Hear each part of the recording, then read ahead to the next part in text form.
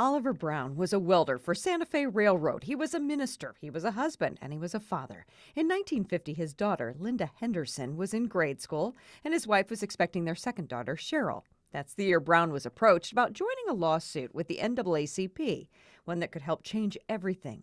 Despite the history books and what Henderson calls urban legend, Oliver Brown was actually the 10th person to sign on. And then they were simply told by the NAACP to locate a white school close to your home and then try to enroll your child or children in those schools, take a witness, and then come back and tell us what happened.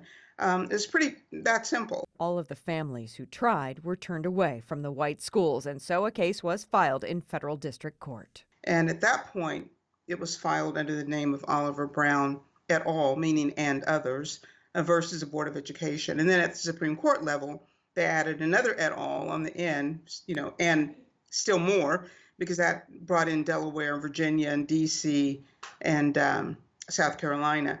So it's very multi-layered, very complex, lots of people. There's no question Henderson is proud of her father for his part in bringing an end to segregation, but she says she feels a deep responsibility to make sure people know it wasn't just her father. There were several other families she says must be recognized too.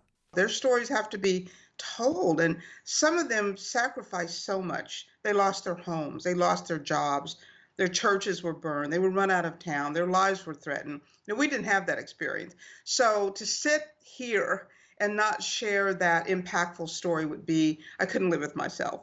So it is so important, to take the responsibility, not simply the pride, but the responsibility for being good stewards of history.